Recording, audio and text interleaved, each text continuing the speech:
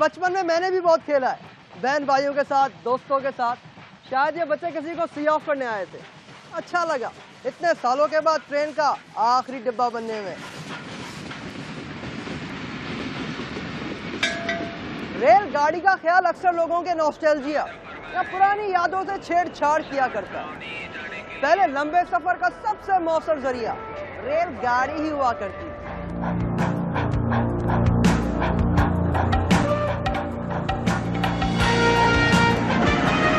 जैसे कि छोटे बड़े स्टेशन का माहौल, वो पटरियां, वो चाय वाला, वो इंजन का आवाज और वो हॉर्न। ट्रेन से वाबस्ता अक्सर मनाजिर बड़े आर्टिस्टिक और दिलचस्प होते, या फिर मुझे ही ऐसा लगता है। लेकिन नाज़रीन, आपके लिए जिस मौजू का हमने इंतखाब किया है उसका ताल्लुक दरअसल रेलगाड़ी से ही है। अब ये मौजू अजीब कैसे हुआ? अगर आप ये सोच रहे हैं तो मैं आपसे पूछूंगा कि हमारे मुल्क में रेलवे से बढ़कर क्या कोई चीज अजीब, दिलचस्प और हैरत अंगेज हो सकती है? ओप्स, कहीं फंस ना जाऊं, इसलिए अपने जुमले को जरा जर्नलिस्टिक कर लेता हूं। अक्सर लोग सवाल करते हैं कि हमारे यहाँ रेलवे से ज्यादा अजीब चीज क्या है? खसारे पे खसारा, खसारे पे खसारा। लेकिन रेलगाड़ी है कि चली जा रही है।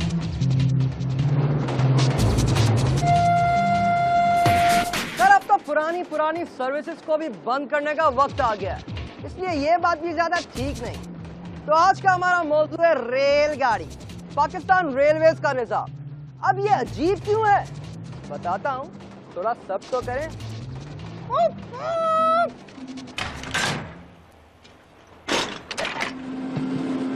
तो आज मैं आपको रेलवेज के बारे में वो कुछ बताऊंगा जिसका हमें यकीन है आपको कोई इल्म नहीं होगा। वैसे भी आपको बहुत सारी बातों का इल्म होता ही कहाँ है, चले हम बताए देते हैं, क्योंकि मेरा काम है आपको वो सब कुछ बताना और दिखाना जिसको आपने पहले कभी ना देखा हो, और अगर देखा हो तो समझा नहीं हो, क्योंकि मैं हूं अली बंगर और मैं जो कहता हूँ वो जा कर दिखा देता हूँ।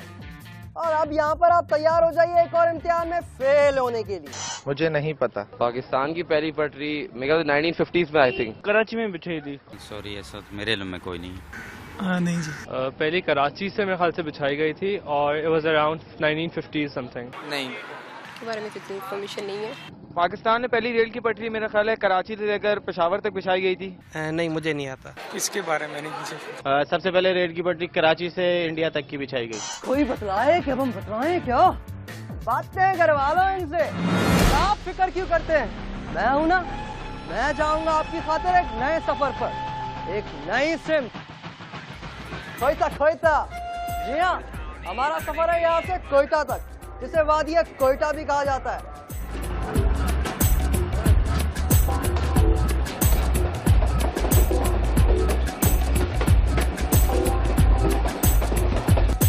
और अब मैं सचमुच ही रेलगाड़ी में बैठ गया और ये रेलगाड़ी कराची से अपनी मंजिल के लिए निकल चुकी है, और फिलहाल इसकी मंजिल ही हमारी मंजिल है। हमारा अगला पड़ाव होगा रोड़ी में। अगर किसी दुश्मन ने हमारे रास्ते में कोई रोड़े ना अटकाए तो, और अटकाए भी तो क्या, हम कहाँ रुकते हैं।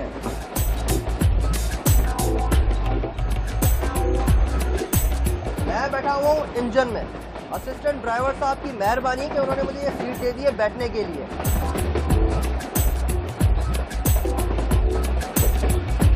सबसे पहली बात, इस वक्त जिस पटरी पे ये रेलगाड़ी चल रही है, ये वो पहली पटरी है जो हमारी सरजमीन पर बिछाई गई। कैसा? यानी मुल्क की सबसे पहली रेलवे लाइन होने का सहरा कराची से कोटरी जाने वाली इस लाइन को हासिल होता है। अंग्रेजों ने हमें गुलाम तो बना लिया, लेकिन लगता है वो असल में बुरे लोग नहीं थे। सुने और जरा सोचिए, 1855 में सिंध रेलवे कंपनी का दफ्तर कायम किया, और वो भी लंदन में। अगले साल यानी 1856 में ईस्ट इंडिया कंपनी और सिंध रेलवे कंपनी के दरमियान एक मुआहदा हुआ। लंदन में होने वाले इस मुआहदे के तहत कराची से कोटरी तक लाइन बिछाने के मंसूबे पर दस्तखत हो गए। सिर्फ 16 महीने के अरसे में 108 मील यानी 173 किलोमीटर पर लंबी पटरी बिछाई गई, और इस तरह 13 मई 1861 को इस खित्ते की पहली रेलवे लाइन को रेल के सफर के लिए खोल दिया गया। अलबत्ता उस वक्त ये लाइन मुसाफिरों की आमदोरफ्त के लिए दस्तयाब नहीं थी। उस वक्त ये रास्ता सिर्फ सामान की तरसील के लिए इस्तेमाल होता था। गोरे हों जितने भी अच्छे, थे चालाक, मतलबी। मेरे ख्याल में, बल्कि मुझे यकीन है, हम कोटड़ी पहुंच चुके हैं। मुल्क की तारीख का सबसे पुराना रेलवे ट्रैक कराची से शुरू होके कोटड़ी में खत्म होता है। आगे आपको बताने के लिए बहुत कुछ है, लेकिन यहाँ वक्त होता है एक वक्फे का। एक रिपोर्ट देखिए। ये है गोलड़ा स्टेशन पर कायम पाकिस्तान रेलवेज का एक अजीब अजायब घर। इस अजायब घर को हेरिटेज पॉइंट का नाम दिया गया है। यहाँ हमारे रेलवेज के निजाम से मुताल्लिक नवादरात को नुमाइश के लिए रखा गया है। ये ईंटें, पंखे, बर्तन और घड़ियाल 100 साल से ज्यादा पुराने हैं। यकीन करें ये अब भी काम करते हैं, चाहे हमारी जदीद रेलवेज का निजाम काम करे या ना करे। क्या बात है इन भाप से चलने वाले इंजन की, पुरानी रेलवेज की शान। और ये है वायसराय हिंद और राजाओं के जेर इस्तेमाल रहने वाली बोगियां। आखिरी वायसराय लॉर्ड माउंटबेटन की इस बोगी की तज़ीनो आराइश काबिले दीद है और इस बोगी की मालकन थी महाराजा जोधपुर की साहबजादी। ये बिटिया रानी को जहेज में मिली थी। गोलड़ा स्टेशन 1882 में कायम किया गया। ये स्टेशन तकसीम के बाद अशरों तक बहुत बुरे हाल में रहा, लेकिन इस अजीब अजायब घर के बनने से एक अजीब बात ये हुई कि इस स्टेशन की अजीब हालत दुरुस्त कर दी गई। अब ये स्टेशन बिल्कुल अजीब नहीं लगता, बल्कि इसका तो शुमार अब मुल्क के खूबसूरत स्टेशंस में होता है। यहाँ सैर के लिए सफारी ट्रेन भी चलती है बच्चों।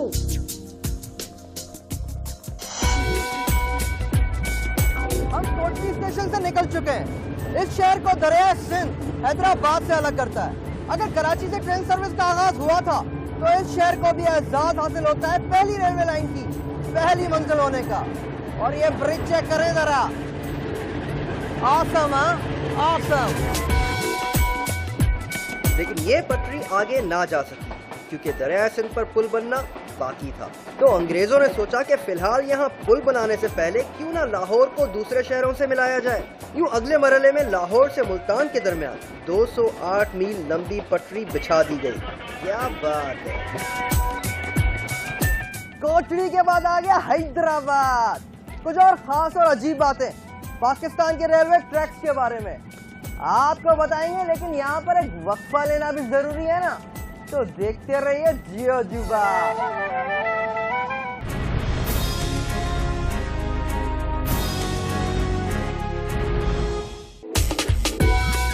ये खास इशारा। और अब रोडी स्टेशन आने वाला है, क्योंकि कोई हमारे रास्ते में कोई रोडे नहीं अटका सका ना, इसलिए रोडी स्टेशन आ तो गया है, लेकिन वहाँ पर हमें कुछ देर करना पड़ेगा इंतजार, क्योंकि वहाँ से हम आपको लेकर जाएंगे बलूचिस्तान के सबसे बड़े शहर कोयटा।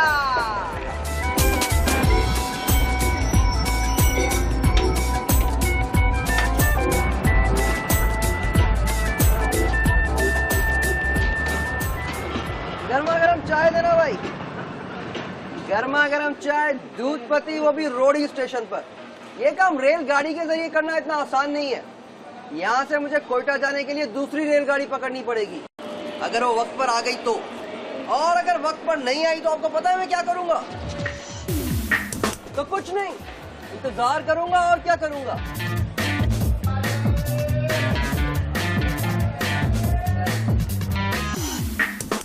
और अब हम तैयार हैं कोयटा जाने वाली रेलगाड़ी में बैठने के लिए। फिर क्या ख्याल है, चलना है कोयटा? जल्दी आ जाओ, रेलगाड़ी जाने वाली है।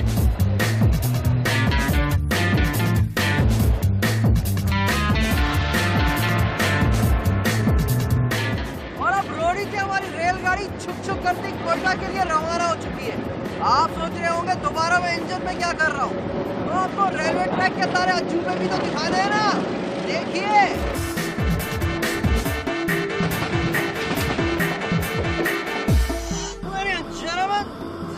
शिकारपुर। एक और दिलचस्प और अजीब बात, क्या आप जानते हैं कि रेलवे से पहले कराची से लेकर अटक तक सामान की आमदोरफ्त का जरिया क्या था? है कोई माइकल लाल मेरे इस दिलचस्प और अजीब और इंतहाई खूबसूरत सवाल का जवाब देने के लिए? शायद बाय रोड होगा। The road transport. मुझे नहीं है उसके बारे में पता। सॉरी, पास। गाड़ियों के थ्रू ट्रैवल करते थे लोग। नहीं नहीं, मेरा ख्याल है गाड़ियाँ ही होंगी। नहीं, बिल्कुल सॉरी। बस इन्हीं हरकतों की वजह से मैं पीछे बैठ गया हूँ। आगे बैठ के क्या मुंह दिखाता मैं अपना, और आप के बस बातें बातें बातें और भरम। क्या चीज क्या हो आप? चले आपसे मैं एक बहुत ही दिलचस्प और अजीब हकीकत शेयर करता हूँ। नाजरीन, यकीन कीजिए इस खित्ते में रेलवेज के आगाज से पहले कराची से अटक तक शहरों के दरमियान साजो सामान की तरसील का असल रास्ता दरियाए सिंध था।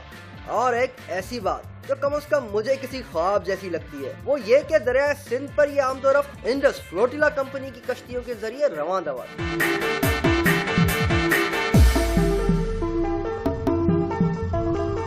वक्त हुआ एक रिपोर्ट देखने का जदीद पाकिस्तान की एक सफारी ट्रेन के बारे में।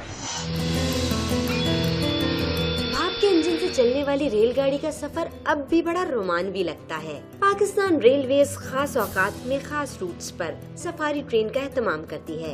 इन रूट्स में लाहौर स्टेशन से छांगा मांगा और रावलपिंडी से गोलड़ा स्टेशन के रूट्स शामिल हैं।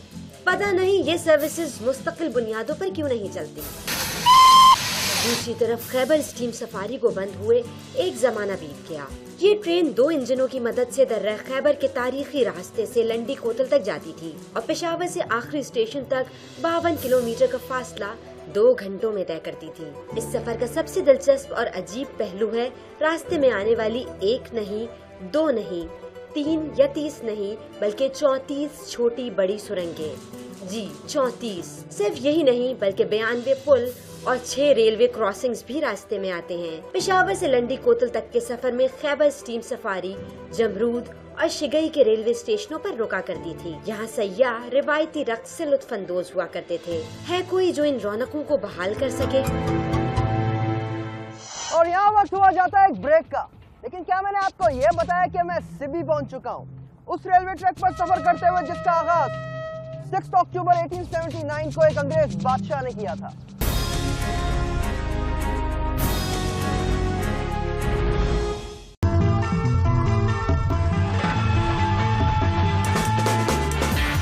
अब तैयार हो जाइए वो मनाजिर देखने के लिए जिनका मैं खुद बेसब्री से इंतजार कर रहा हूँ।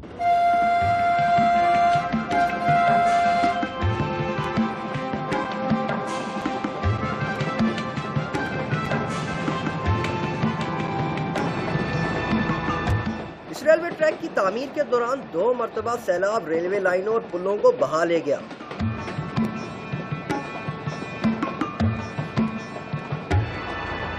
मुस्तकबिल में ऐसे मुमकिन हादसे से बचने के लिए रेलवे लाइन को ऊंचे रास्ते पे बिछाया गया।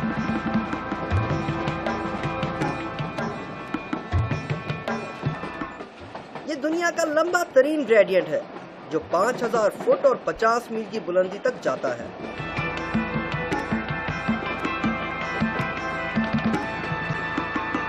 बोलान रेलवे लाइन पर 20 सुरंगें और 368 पुल हैं।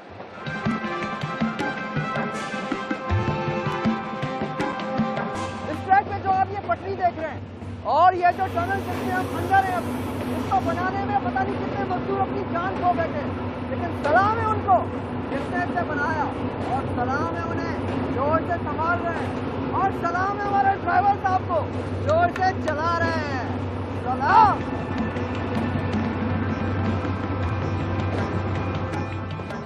आज के दौर में बलूचिस्तान के दारुल हुकूमत कोयटा से 24 किलोमीटर के फासले पर मौजूद स्पिजन जंक्शन बरास्ता दालबंदीन ईरान के शहर जाहिदान तक रेलवे लाइन बिछाई गई। इस ट्रैक पर ईरान के लिए ट्रेन सर्विस दस्तयाब है। इसके साथ साथ मैं आपको एक और खुशखबरी भी देता चलूं, वो इसलिए कि यकीनन आपको ये बात नहीं मालूम है। 14 अगस्त 2009 को एक ट्रेन सर्विस इस्लामाबाद से तुर्की के शहर इस्तांबुल के लिए शुरू कर दी गई है। बस मसला है तो ये है कि ये सर्विस भी कार्गो है। वैसे एक बात है, अगर ये सर्विस मुसाफिरों के लिए भी शुरू हो जाए तो हम भी यूरोप तक का सफर कर सकते हैं।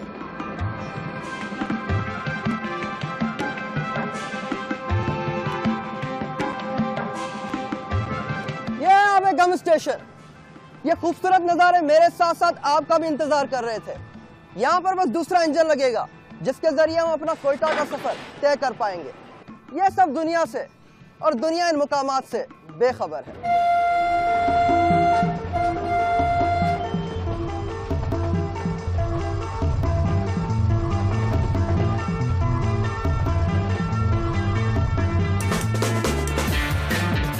नज़ारे हैं यार।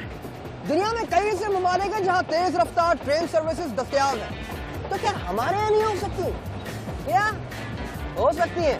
तो फिर देखें ये रिपोर्ट। दुनिया की तेज तरीन रेल सर्विसेज का मुकाबला कुछ सालों से उरूज पर है। कभी जापान की शिनकैंसन बाजी जीत जाती है तो कभी फ्रांसीसियों की TGV ट्रेन आगे निकल गई। भला जर्मन्स कैसे पीछे रहते? इनके पास TR-07 जो है। खैर फिर हुआ यूं कि अचानक सन 2010 में चीन हमारा दोस्त न जाने क्यों इस मैदान में कूद पड़ा और सब पर बाजी ले गया। CRH-2 नामी इस चीनी रेलगाड़ी ने सबको पीछे छोड़ दिया। इस रेल ने वुहान से ग्वांगझू के दरमियान 1100 किलोमीटर का फासला सिर्फ 2 घंटे 45 मिनट में तय कर लिया और यूं पटरी पर इंसान की रफ्तार ने एक नई तारीख रकम कर दी। इस ट्रेन के इफ्तिताह के बाद चीन में हवाई जहाज की टिकटों के किराए में काफी कमी आई है। अजीब बात ये है कि पाकिस्तान रेलवेज के लिए चीन के तैयार करदा ट्रेन भी अपनी मुकर्ररा रफ्तार तक नहीं पहुंच पाती। पुरानी पटरियों पर यही हो सकता है भाई। फिर वही काश आ जाता है, और हम तो बोलेंगे काश हमारे मुल्क में भी ऐसी ट्रेन सर्विसेज शुरू हो जाएं, तो मुल्क के अंदर और ईरान के रास्ते यूरोप जाया जा सकता है। क्यों चाचा? काश। और अगर ये सब कुछ हो जाए तो ये क्यों नहीं हो सकता कि हिंदुस्तान के रास्ते फारिस जाया जाए और शारा रेशम के साथ साथ पटरी बिछाकर चीन की सैर की जाए, और मशहूर होंगी दुनिया भर में हमारी बातें और सौगातें, जैसे मुल्तान का सोन हलवा, लाहौरी चरगा, शिकारपुर का अचार और कराची की निहारी, पेशावर का चपली कबाब। हाय हाय हाय। Stop or you'll be dead। ऐसे साइंस देखकर हमें रुक जाना चाहिए, क्योंकि सामने आप देख रहे हैं कैच स्लाइडिंग, जिसका मतलब है अगर हमारी रेलगाड़ी की ब्रेक फेल हो जाती है तो ड्राइवर साहब अपनी रेलगाड़ी को ऊपर की तरफ ले जाएंगे, क्योंकि कहीं ना कहीं तो ऊपर रुकेगी ना। तो हुआ ना आपकी मालूमात में इजाफा।